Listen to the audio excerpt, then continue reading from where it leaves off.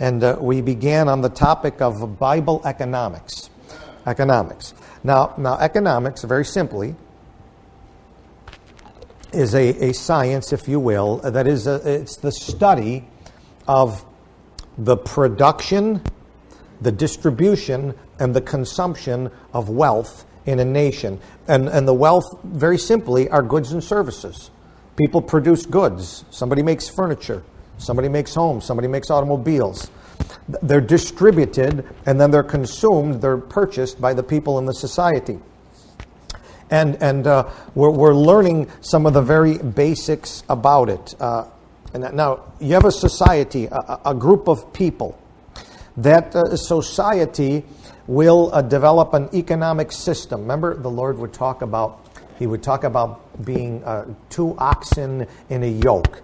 And he always said about the important things, you don't want to be unequally yoked. It's good if the two things, you know what a yoke is. They would take a piece of wood about this wide, maybe about this high, so maybe about 6 foot wide and maybe about 3 foot high, and then they'd cut a hole on this side and a hole on this side, and then they would stick the head of an ox in and stick the head of an ox in and attach some cords to it, and the ox would go forward and plow, and they were both, if you were equally yoked, you got a good job because they're both going in the same direction, they're both working together to plow. Now, if you're unequally yoked and you got an oxen on this side who wants to work, and you got a jackass or a mule on this side, you know how they can be, and they don't want to work, and the oxen's trying to go forward and the other thing's pulling back, it makes a mess and you can't get anything done. That's unequal yoking. And of course, we understand in a marriage situation, it's good if we have two followers of the Lord rather than one person following the Lord and one not trying to follow the Lord. It makes a mess of things. Okay, when a society is set up, there will be, if you will, two oxen. One will be the economic system of the society. The other will be the government of the society. Okay? Government one, economic system other. You can have now it's ideal when the government and the economic system are yoked together and they're attempting to go in the same direction and achieve the same thing. That's how the United States began. The United States began with an economic system, and there's basically, honestly, folks, there's only two types of economic systems. There's a free market economy where the individuals are free to pursue life, liberty, and happiness, one of which is usually some property, so they have something for their kids. And that's, by the way, how they wanted to set up the Constitution, life, liberty, and property. But they said happiness because they understood there might be a few people that might not want property, and that would be their freedom not to own it. So they could pursue some other form of happiness. Maybe a guy's like the dreamer. He just wants to sit on a park bench and dream. That's fine. He's free to do that in America. You're not going to make a lot doing it, but he's free to do it. But the economic system of free markets and the government, which was a government whose job was to protect the life and the liberty and the property of those in the society.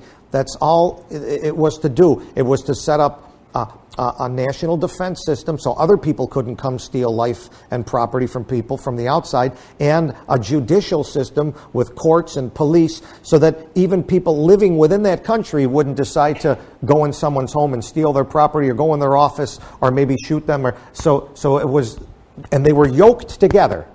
A free market economy with a government that believed in liberty and protecting life and protecting property and setting up rules so that when a man has an estate, that it's understood and it's registered, that estate is his, and when he dies, that estate goes to his children. This is the way it was all set up. Amen. All right.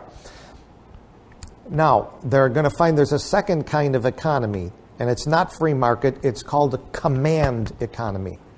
And in a command economy, the government sets itself up as kind of a dictatorship.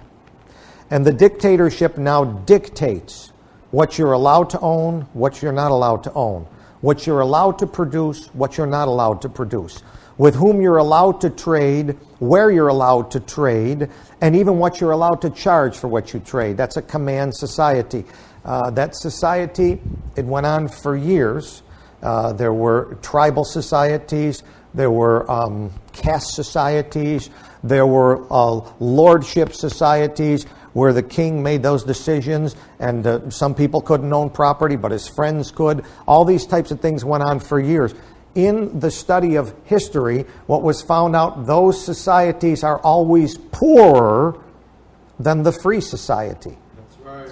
The free society, because God gives people natural talents. And God has so gifted everybody, made in His image, that He gives them more than they need for themselves. I've always showed you in the engineering of your body's over-engineered. It literally has more cleaning power in the kidney than's needed. You've got 100% kidney power, you only need 20%. That's why you can remove a kidney and still live. God over-engineers everything. He puts additional gifts into everything. He puts additional gifts into the way your body is built. You can have heart attack, and still live. Why is it? Because that heart has extra pumping power. There is a point where it'll go too far, but He gives extra ability. He gives enough ability for you not just to provide for self, but to provide for family, and actually enough to provide some charity. This is the way God has made it. And in a free market society, the people are able to live to their ability and provide for self, provide for family, and even a little bit extra for needy people around the world. This is the way God made it. So in a free market, you will see an increase in the wealth. Now, I'll be working out of a couple books that are just, they're secular books. But as I explained to you, truth is got two sides to it. It's got a heavenly side and an earthly side, because God made the heaven and He made the earth. Right. You are dualistic in nature. You've got a spiritual component and a physical component. See, when you get saved, God doesn't want you to become so spiritual that you're no physical and earthly good anymore. Jesus was both God and man, spirit and physical, and He took those spiritual attributes and He applied them in the real world. So when you get saved, you see, the devil wants you out of balance. He wants you all physical or all spiritual.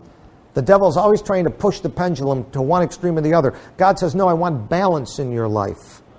I want balance. Now the truth is, there is spiritual truth, and it's absolute. But God, who ordained this planet, put physical truths in this planet that work. One of them is called gravity. That's a truth. Amen. It works. If you're a smart scientist, you figure out, hey, gravity, real deal. You do some experiments with it, you figure out the formula. Let's see, acceleration 32 feet per second is how things fall. And you do all this work, and you're discovering earthly truth, but it's truth. Now, it's nice if you can tie that to the spiritual truth, and that God's put gravity there to show you that things naturally fall. You are naturally fallen, and if you die without Christ, your soul also will fall into a place called hell. It's good if you can put those truths together, but even if you can't, you can learn an earthly truth. Amen. So I'm using these books. These are written by lost men, but they've seen the earthly truth, how that a free market is the best means for any society to build itself. And so the one book comes from a series of books called the Politically Incorrect Guides. They're called PIG, P-I-G, Politically Incorrect Guide, PIGs. And there's the Politically Incorrect Guide to American History, the Politically Incorrect Guide to Bible, the Politically Incorrect Guide to Feminism. There's a whole bunch of them. And this is the Politically Incorrect Guide to Capitalism. Now, they use the term capitalism. They use the term... Some people call us Christians. Some people call us Bible believers. Pick your term. Free market economy, capitalism. Basically equivalent terms. I know capitalism is a word that was actually invented by a guy that hated a free market economy. His name was Karl Marx. Right. So he invented it so he could attempt to use it as a pejorative term. For example, somebody might use a pejorative term with you, you're a Bible thumper. And this is a way of saying, you don't want to be one of those. And then you go, I'm not a Bible thumper, I'm a Bible thumper. Well, in a way, I am a Bible thumper. Amen. I mean, I'll do this. Thus saith the Lord. The book says, the Bible says. I'm not afraid of doing that, and I'm not afraid of a term that you made up that's supposed to scare me. Sticks and stones will break my bones, but your names are never going to hurt me. All right? We've got to learn to grow up. And so Marx thought he invented this term capitalist and would scare everyone. I'm not a capitalist. Well, I am a capitalist in the sense that I believe in a free market. I believe in freedom, which we're going to see comes from the Bible. So one of these books is The Politically Incorrect Guide to Capitalism. And he shows how that the free market capitalism defeats racism. The free market capitalism actually improves the environment. It doesn't make it worse. You're going to find that the command economy, pure communism, pure socialism, pure tribalism where there's a boss ruling everything, that causes racism, that causes environmental problems, that destroys jobs, that lowers employment rates, that causes inflation. It's the free market that beats all those things. So this little book might be a help if you're interested in reading it. Whatever, read your Bible. Another book that we'll be using is a book by Thomas D. Lorenzo. He's an economist over at Loyola College, and he wrote this book, How Capitalism Saved America. All right. Now, I'm sure he's not using the term capitalism in the sense of that's going to save you for eternity. He's using it in the sense that Paul used the word when they were on the ship and they were about to be destroyed by that storm. And he talked about the only way we're going to be saved, and he didn't mean saved of soul. He meant saved and getting from here to the land, and then he gave them some advice. And what he means is capitalism saved America in the sense that that free market is what built America out of poverty. And instead of leaving it a nation just full of poor people, what it did was it built the wealth within the nation as the producers were allowed to produce. Again, God put more in a guy than he has able. A farmer begins to farm. He finds out, not only am I capable of raising enough food for my family, I'm capable of raising enough food for all the people on this block. And not only that, after I've sold all the people on this block, there's still a little bit left over I can give to some poor people. And what happens is the amount of production multiplies in the nation, and as let's say the tide level goes up, all boats rise. Right. Not just the big yachts, but even the little boats. So the small people end up doing better. And so we're going to look at this in our studies. All right. So am I making sense? Yeah. All right, good. All right. So I'll kind of work through this book with comments. I want to bring comments. The word capitalism was made by Karl Marx, and he coined in the hope that he would have his crusade to destroy the system of private property and free enterprise. That's what he wanted to do. But the reality, and he said it works like this. He said, the problem with capitalism, it's a zero-sum game. One person wins and one person loses. Well, actually, that's a lie. That's a lie. I just showed you, as long as producers can produce, it's not a zero-sum game, it's an increasing game. Things, if I sit at home and we only use the amount of food that's out there, yes, it's a zero-sum game. But if I'm continuing to make new food and I'm growing new food, it's a positive gain. Look, you ought to know that from common sense. We have 300 million people today in America. We're feeding them. If it were a zero-sum game from 1700, we'd all be dead, because back then they could only feed a few million. Somebody had to increase the production of food, and they did. So this is the type of lies they put out there. Now, sadly, these lies are propagated by the media, by television, by movies, by bad novels and books, by universities and school systems. And it's spread all over this neo-Marxist propaganda. Journalists are into doing it. And it's so much now that it's an anti-industry industry. You think about that for a minute, but that's what it is. It's an industry of people that are against industry, which is work and labor. And sadly, even our governmental leaders today are so confused because they're not taught proper economics that they blame the free market and capitalism for any problems that happen in the economy. And they say the solution is more government. And we're going to learn government is what destroys things. It doesn't build things. So we'll have to learn this. Now, the problem, the reality is what will harm an economy is something called fraud. Fraud is a bad thing. The Bible talks about fraud in many places.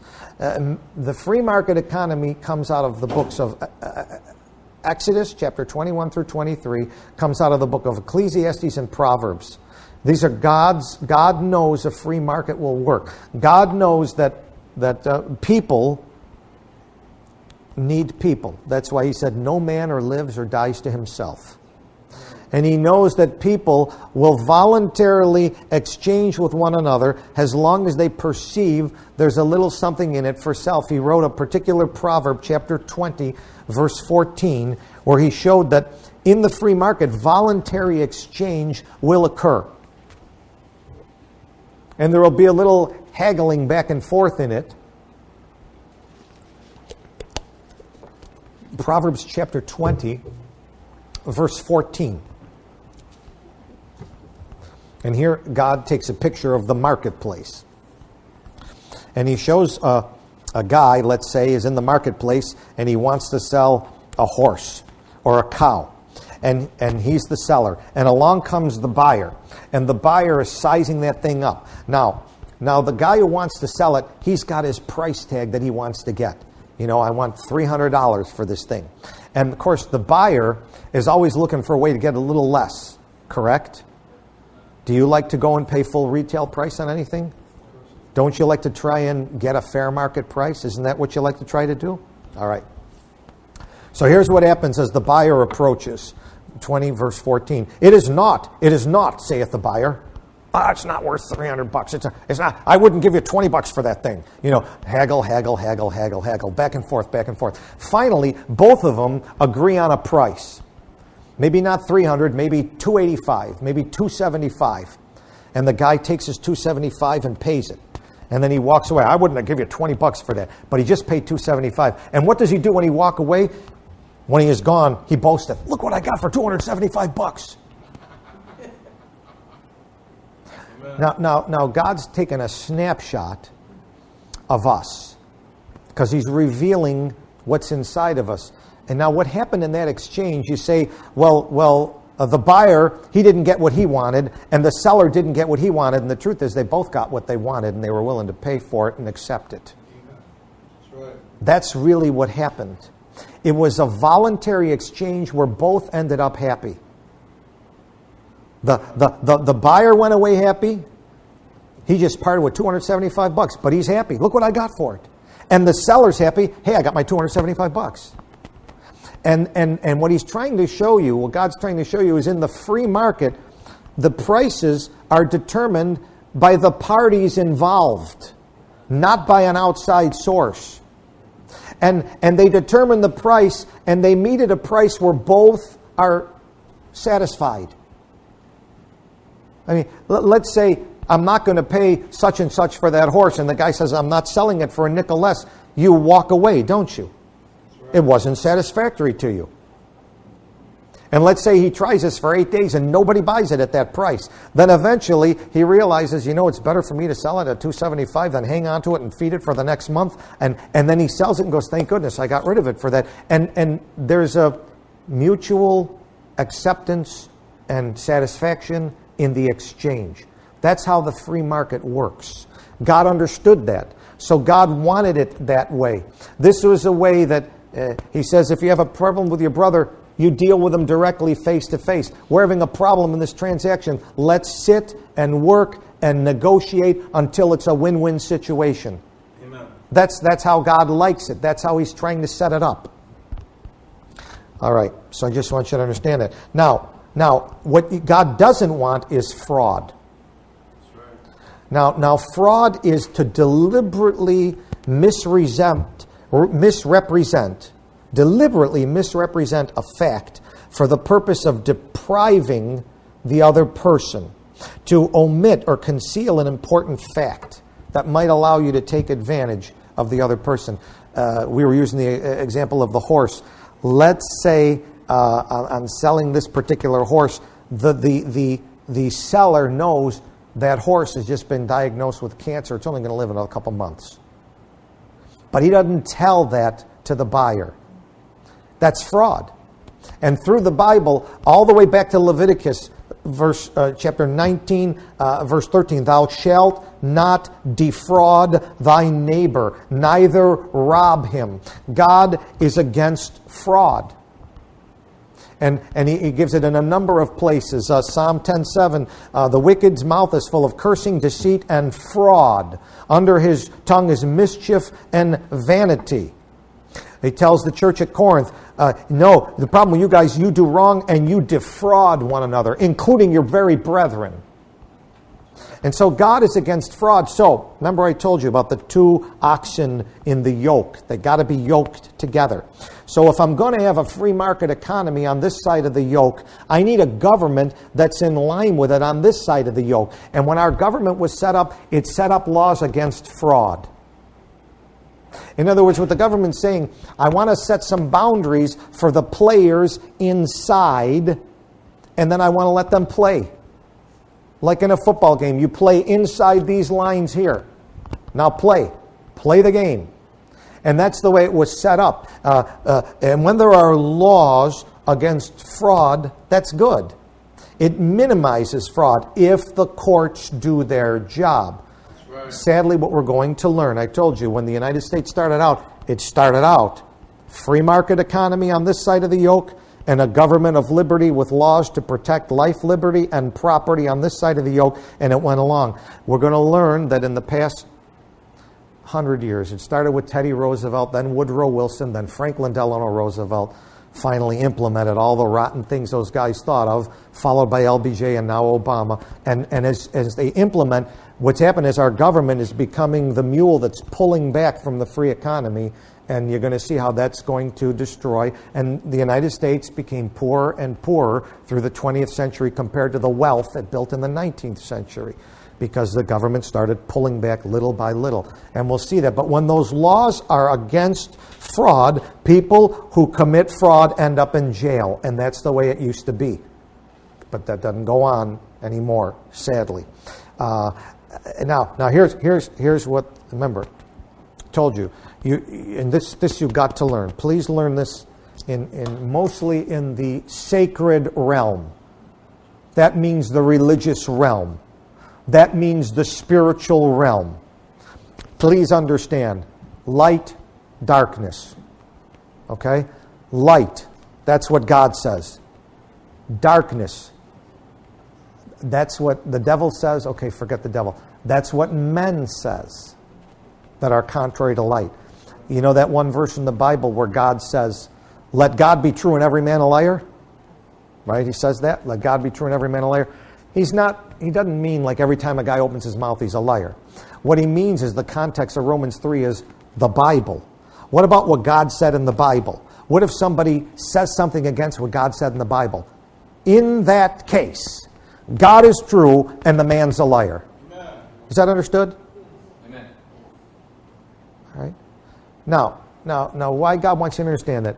Because God doesn't want compromise with darkness. How can we just get together? God says, you can't get together. I separated the light from the darkness. You get this, right? All right. Now, you're going to find the battle in life is a battle of light versus darkness. Most importantly, it's spiritual light versus spiritual darkness. But when you get to the other part of the crossbeam on the cross, there's the right hand of truth and the left hand of falsehood. And the right hand of truth applies to scientific truth, to social truth. The left hand of falseness is deceit and lies. It's earthly, it's sensual, it's devilish, it's a wisdom from below, not from above. Please listen to me. There is no compromise, at least in my mind, I hope in yours one day, with social truth and social error. Free market is right, Marx is wrong. Marx was a God-hating Jew. He wrote his Communist Manifesto to mock God and the Bible. So a politician on the right and a politician on the left, I wish they could get together. God says, I don't want them getting together. And when I run the millennium, there won't be any compromise with the left. It's going to be right. You think about that for a week. All right. I want to help you to understand how God feels on these things. Now, what happened? We had you got the truth. A free market. We want people to voluntarily exchange. We don't want them to defraud one another. We don't want them to steal from one another. We don't want them to kill one another to get an advantage economically. It'd be nice to kill your competitors, wouldn't it? I'd be the only guy in the business. You can't do any of that. And along comes the enemy and says, well, the problem is there's some fraud. No kidding. That's why the Bible's written, to show in a society there's going to be the diligent, there's going to be the honest, there's going to be the good, there's going to be the hard worker, there's going to be the evil, there's going to be the wicked, there's going to be the deceitful. God knows this in a society. Yes, there's going to be some fraud. We understand that. The Marxist will come along. The Marxist has a liberal view, which is the same thing the devil did in the garden, which is, it's not perfect. That's what he basically told Eve.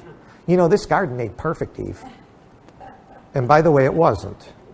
Why? There was one tree she couldn't eat from. I mean, perfect would have been free reign, have it all. But God said, I'm giving you a restriction. There's one restriction. You don't eat from that tree. That's not perfect. If you just do what I say, it would be all perfect. That's the devil. It started in the spiritual realm. It continues in the scientific realm and in the social realm. It's not perfect. The environment's not perfect. We understand that. This is planet Earth. The economy's not perfect. There's some poor people. We understand that. This is planet Earth. So I want to maximize and make it the best I can be. If I follow God's way, it'll be the best that it can be, but not perfect.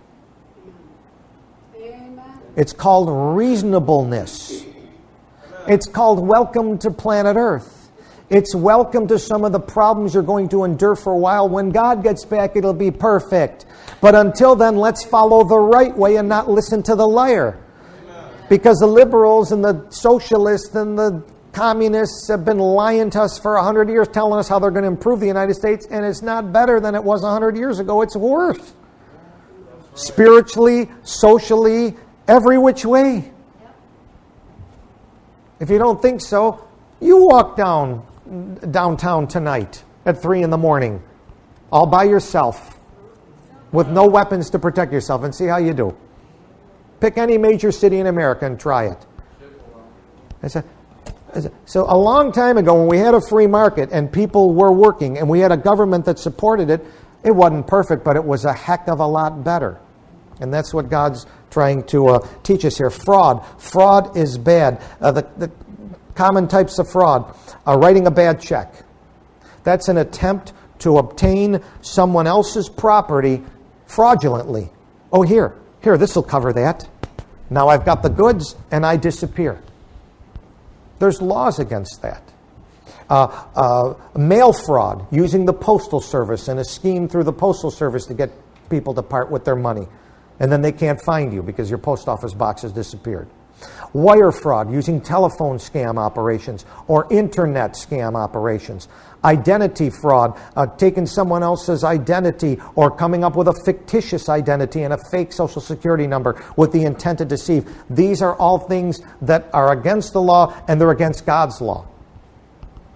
And yes, fraud will hit the system. And here's the thing.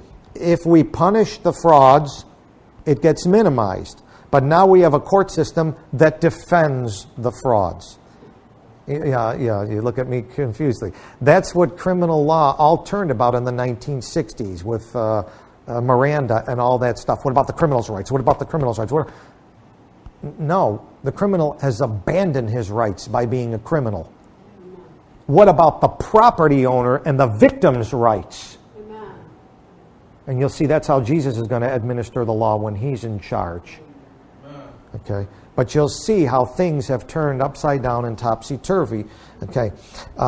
There are natural restraints in addition to legal restraints inside the free marketplace that will keep people back from doing fraud. One of the problems is that if a business begins to attempt to use fraud in its dealing with its customers, eventually it'll be found out. Eventually it'll be found. If it's trying to use real cheap parts, but charging the price of somebody that uses better parts, once one consumer finds out, and I'll tell you, in business, you'll learn word of mouth. You mistreat one person, that thing will spread like wildfire. You can treat 100 people good, they might not tell anybody. But you mistreat one person, and the natural restraint in the free market system will beat back fraud in addition to the legal restraints. And so a free market, now in a command system, in the Soviet Union, they could fraud as much as they want. There's no one to appeal to because the government was yoked up with the fraudulent economic system of command. And so the guy go to Cuba. In Cuba, they'll write you a prescription. Sure, you're sick. Here, you got in my free health system. Here's your prescription. You can't get it filled because there's no drugs in the drugstore. That's a piece of paper. That's fraud. Who are you going to appeal to? He wrote me a prescription nobody could fill. The government says, so what? He works for us. And we don't have any drugs. Go home and wait till we get them. And the supplies dry up in a command system. I just want you to learn some of these things. Pardon me? Oh, it's beginning in this country too. As we get more toward Obamacare, we're getting more and more shortages of drugs. Okay, and that will happen. The more you get a command system, the more shortages will increase. The more the government intervenes, the poorer a country becomes. You will have higher prices, you will have higher unemployment, you will have shortage of goods and services. Why? Because people are being told what they can and they cannot do. People being told what they may keep after they do something, and people don't like being slaves. They just don't. Well, I don't know. Do you like being a slave? Honestly, do you? No, none of us do. So when the government comes along and says, and next week I'm going to do an experiment with you, and I'm going to show you, I got a couple of pieces of paper here, a standard business expenses, and an example of the numbers on a standard business expense for a year. And this is a little itty-bitty business, let's say an ice cream business that sells ice cream in the neighborhood that makes $440,000 a year. That's their income. Boy, those are rich. It's good, even $440,000 a year. Well, we'll take a look at where that money goes next week, and we'll see where it goes. And you'll see how they have rent, equipment, supplies, utilities, insurance, wages, maintenance, regulatory fees, and taxes. And we'll see what their profit is, how small it is on the $440,000, and we'll see where the money goes, and you'll think differently. Because right now you think according to how TV's taught you to think. They're dirty, rotten business managers ripping everyone off. And what you're going to learn in a free market economy, the reality is in a free market economy, the businessman is not the one who determines what's going to be sold. The consumer is king in a free market economy. Because the consumer votes every time he reaches in his pocket and spends a few bucks of his hard-earned money. He determines where those few dollars are going to go. Am I going to buy from this donut shop or this donut shop? Am I going to buy donuts today or am I going to buy this today? And he determines what goes on. And a small business owner or a corporate executive or a banker or a business person is in the hands of these people. What is it they want? If I give them what they want, I stay in business. And if I don't, I'm out of business. I can't dictate what they want.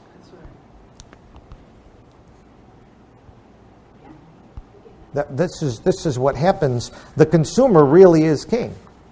And that's why what happens in a free market economy is the free exchange sets up incentives for the producers to give those people what they want because they have the freedom to choose what they want. They're not being told what they can have. You can only have an apartment. Well, if I can only have an apartment, I don't need to buy houses. There goes the whole housing industry.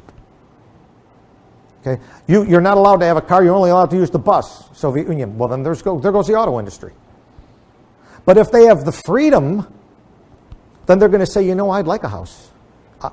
I'd like a car rather than riding on a bus with a bunch of other people. And then all of a sudden, the producers are going to go, they want cars and houses. How can we build them cars and houses at a price they're willing to pay? And that's how the system begins to work. And production increases. And as production increases, the wealth increases, because wealth is products and goods and services. And that's what goes on. We provide the goods and services in return for their money, and we're serving fellow man. Why are we doing it? We're doing it for a reward. We're doing it for a reward. And God understands that people like rewards, which is why he offers rewards for people that serve him. God's not entirely stupid on this thing. Now we are, because not many people serve him. And so you're going to find out in the millennium, most Christians, they're going to bust out, and they're going to end up with no millennial inheritance. Thankfully, they'll be in the millennium.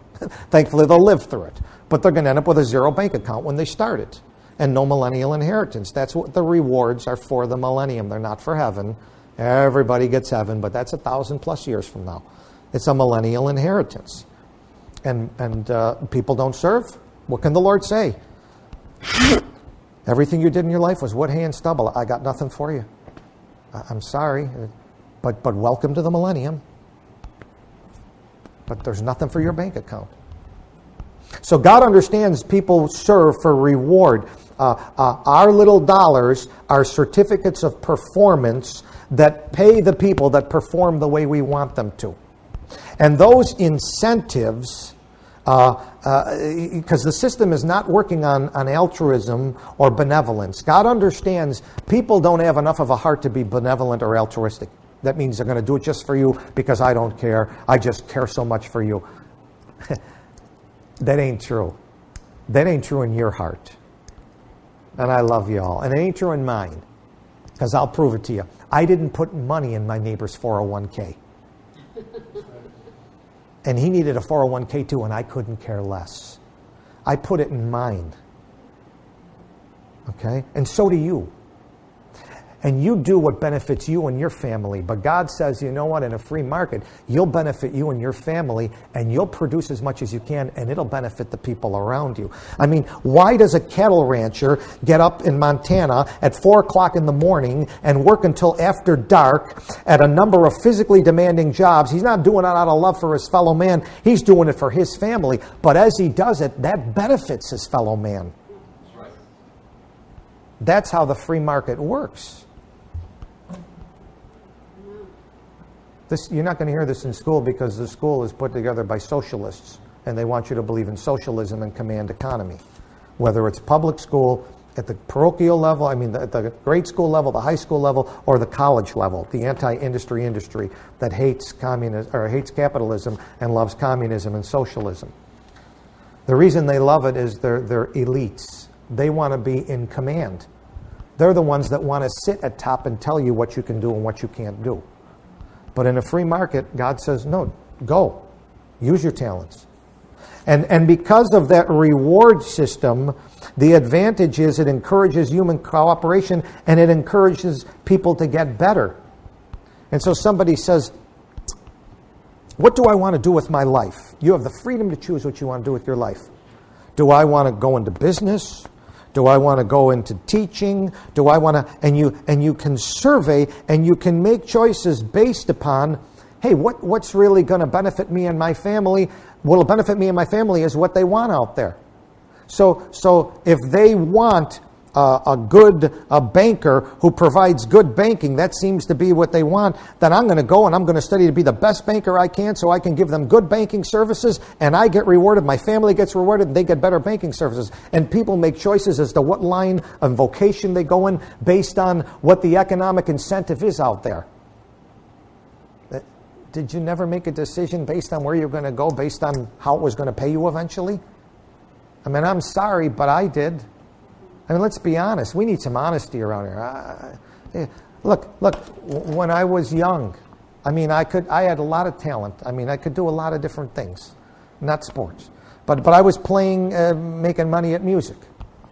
From the age I was 17 years old, I was playing professionally and making money. And I was working my way through it. And maybe if I stayed with it, who knows, I might have made a decent living. I don't know. That's a real hit or miss industry, the music industry. I mean, there are guys up there making millions of dollars that aren't as talented as people playing in bars in Cleveland. That's the truth. As a musician, I can guarantee it. I've heard sax players that are outstanding playing in little local bars that could blow away some of the guys on stage making millions of dollars in rock concerts. So it's a hit and miss industry. So I thought to myself, I don't like gambling with my life. Let me get something a little more sure. So I go back to college, and they said, you got a gift at science. I said, no, that's true, I do. My aptitude is at science. It's not at languages. Maybe I'll start at science. So I started science. I took the natural sciences. One day somebody said, you're good at biology. I said, yeah. I said, what can you do with that? He said, well, you could be a biology teacher, or you could be a doctor. I said, really? He said, those doctors make a lot of money. I said, well, I know where I'm putting my talent. I'm going to be a doctor. Now, as I went into it, I enjoyed the biology. I enjoyed the learning. And when I had people in front of me, I cared about the person. I became the best doctor I could become. And they got good doctoring, and I got paid. And it was a win-win situation. And that's usually what happens. That's why businessmen go into business. They don't go in, how can I take advantage of those people? You ain't going to be able to take advantage of those people. They're smarter than you think. They're going to find out you're a fraud. You're going to be out of business in 3 weeks. How can I go and then serve those people and give them what they want and provide for my family? And so what you see in this, in the history of mankind, as you see, let's say in the United States of America, you look at the people who've become wealthy in America. Well, those dirty robber barons, they did it at the expense of others. No, they didn't. They did it by giving those people what they wanted. Andrew Carnegie, when he discovered how to make steel, and he saw that people wanted steel to build things, and he discovered a way to make it efficiently and effectively and to use the resources. This is another advantage of a free market. It uses resources effectively. It doesn't waste resources. It uses resources effectively. You'll see next week when we look at our expenses on a business line, one of the expenses is materials or raw materials that you got to get. Okay. So if I want to maximize my profit so that I have more profit to reinvest, because profit allows me to reinvest. Wealth is not forever. That's why the Bible says riches will flee away. The crown doesn't endure to every generation. The only way you're going to keep wealth is if you keep producing.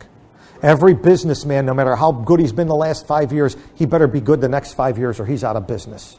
So he's constantly trying to do what these people want. So when Andrew Carnegie found out these people want steel, and what I need to do is I want to use the resources most effectively, because if my resources cost a lot, I got more profit. Coca-Cola uses less aluminum now in its can than it uses 3 decades ago. Why? Because it wants to keep the environment? No, it wants to maintain its profit. So they're always doing research and development. How can I most efficiently use resources? So it ends up being conservational in nature. Free market is conservational in nature. Amen. Amen, Brother Mike. These are truths. I know it's all contrary to everything you've learned the last 30 years in your life, but this is truth. May the Holy Spirit help you to see it. Okay, so Carnegie, he said these people want steel. He found a way to make it effectively, efficiently, and he began to sell it at a good market price, and people bought it, and they built the cities of America with it. And another man saw, you know what people like? They like to travel. And right now, we got horses and buggies. But now someone's invented that steam engine. If I could just lay some railroads, people would take the railroads. And a guy named Cornelius Vanderbilt found a way to lay rail so that they connected the east and the west coast of America. And now instead of taking months to get from New York to California, they could do it all of a sudden in days on the railroad. And he gave the people what they wanted, and they paid for it, and he made money. But he made money because he gave the people what they wanted. He helped millions of people, and you help millions of people at $1 each, you make millions of dollars. That's right. And that's the way it works. And so going through this thing, you'll find that the people that made money actually found what the masses want. Free market's about mass production, people producing as much as they can. And mass production goes to the masses. For example, Let me see. Find an example here that was talking about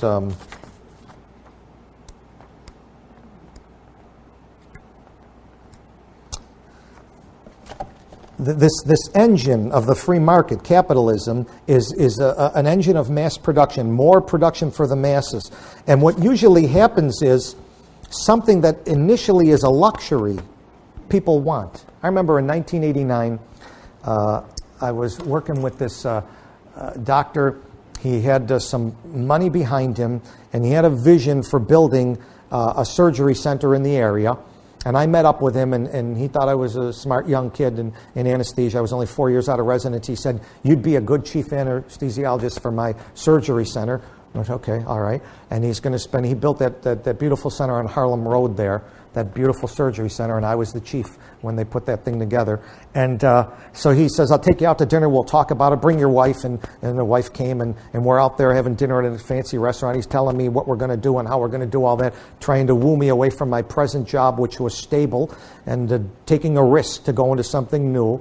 But, we thought about it, and his wife came in. And she had nothing to do with the business, but she walked in 1989 with a phone, a portable phone. Sat down in the restaurant, started making phone calls. There's gossipy calls on a portable phone. Well, the whole restaurant is watching. I mean, look, man, you didn't have portable phones in 1989. Right. Only the richest people had them in huge limousines and stuff. And she's got this portable phone. It's a luxury. I don't know what that thing cost. Back then, it cost money to make a long-distance phone call. Long-distance rates were high back then. And to make a portable phone, I don't know what we should... But the guy had money, she had money. It was a luxury. People, everyone in that restaurant watched that thing. They were drooling for a portable phone. You know what happened? Some people saw that and said, "You know what? We got to invent portable phones. These people want them." And right now it's a luxury, and right now it's expensive. But if we get together and put our heads together, we might be able to come up with a way to do this at a reasonable rate, and they can all have them, and we'll make a lot of money. And that's what happens in a free market society, a luxury that only a few people has. The entrepreneur looks at it and says, "How can I get that to the masses? How can I mass produce this?" I mean, back in England, silk stockings were a rare thing. Only the Queen had silk stockings.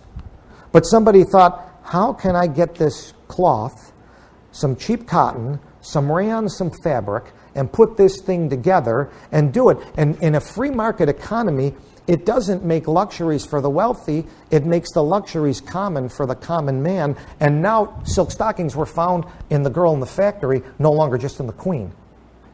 That's what a free market does. Practically everything you have came by the free market. None of it came by the government. The government didn't bring you anything. The government is not a producer. That's right. It's the referee. It's not supposed to be a player in the game. And by the way, it plays rotten. It'd be like giving one of them referees guys a football and say, "Now you run, you throw a pass." Bunch of old men falling all over. And that's what the government does when you put it in the game. It makes a mess of everything.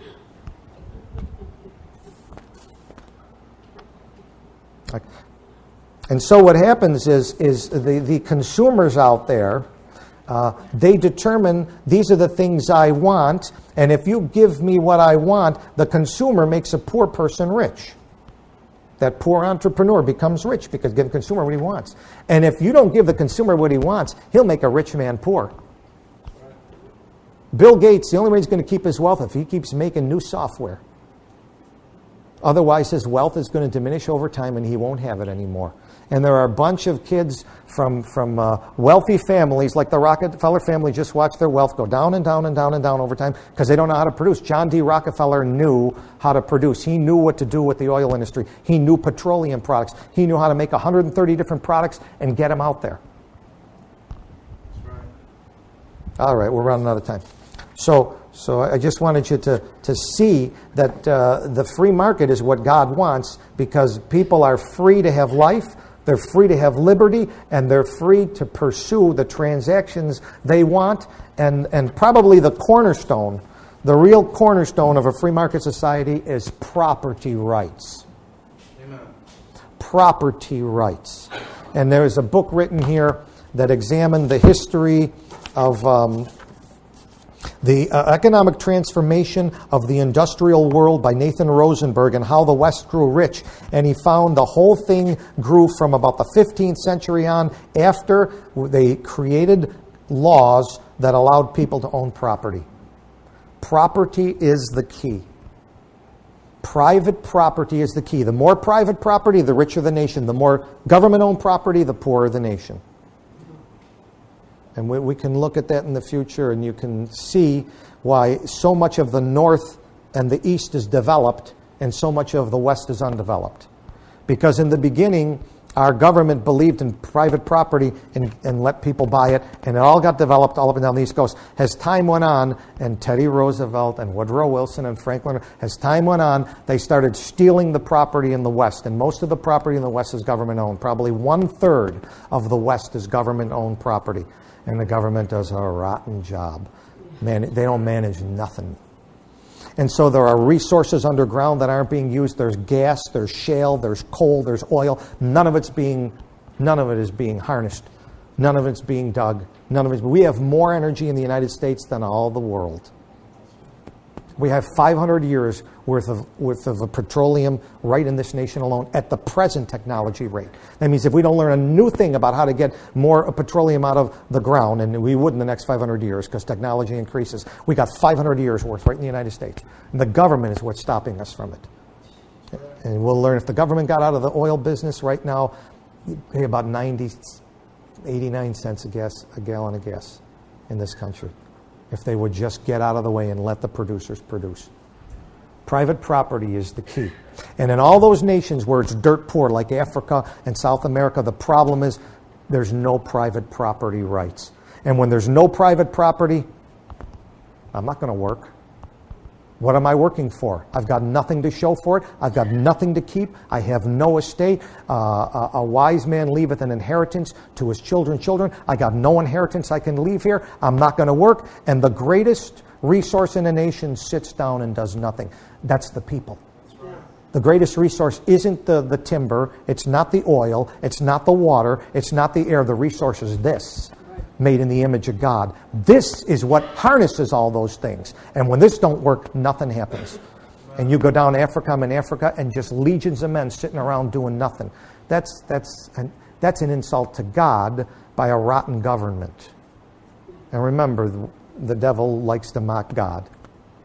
And so he wants to get a government in his image where people can't work. They're doing that in America. They're doing that with the young. It's very hard for a young person to get a job because of minimum wage laws, and we'll take a look at that next week. Oh, we're running out of time. Any questions? A number of years ago, I remember people were talking about the oil in America, and I said, well, why don't we do it here? Why don't we? And then they said, whoever it was that said, it's because the people don't want it. The people don't want to have it drilled on the land. They don't want the oil rigs.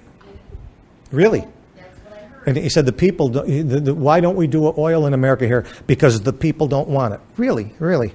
How about I give you a piece of property that got oil underground? Any takers? Any takers? Jed Clampett upset? Come on. You see, that's the thing about the liberals and the socialists and the communists. They float lies that have superficial plausibility, but if you drill down, you find out there's nothing to it. It's like that seed that's on the rock. It's got about this much depth to it, then it's dead. And that's where thought and reason has to come in. Yes. Yes. What about fracking? Is an excellent process. Thank goodness for it. No. Yes, dear. Yes. And now you're going to learn how communists organize. These are never real movements. But they're doing it based on ignorance. And this is one of the things the devil always counts on. You're ignorant. Now look, it's not your fault you're ignorant. We're born ignorant. We're born little children. We don't know stuff. And so God's plan is that people bring us truth. First and foremost, spiritual truth. Secondarily, scientific truth, fracking. Fracking is a process where you go down. Here's what happens.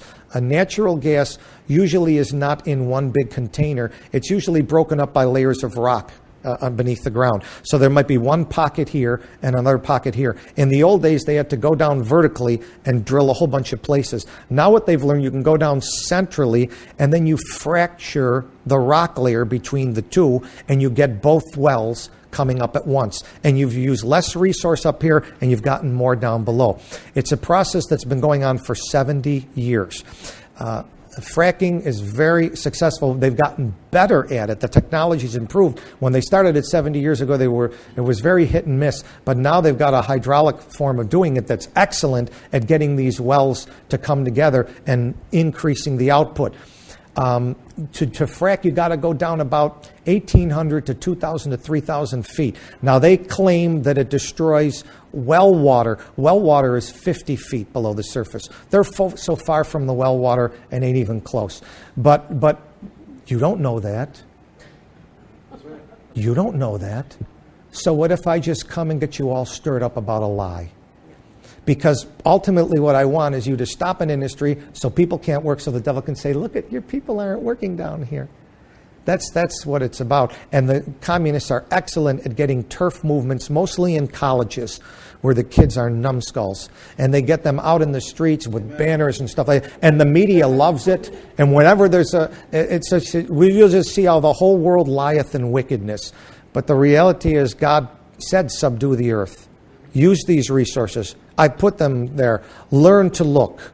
Learn to dig. It's the glory of God to conceal a thing. It's your honor to search that stuff out. You'll find out more about me. I mean, God's put these things here for us. Anyways, all right. Let's take a break, and then we'll get together for some real Bible.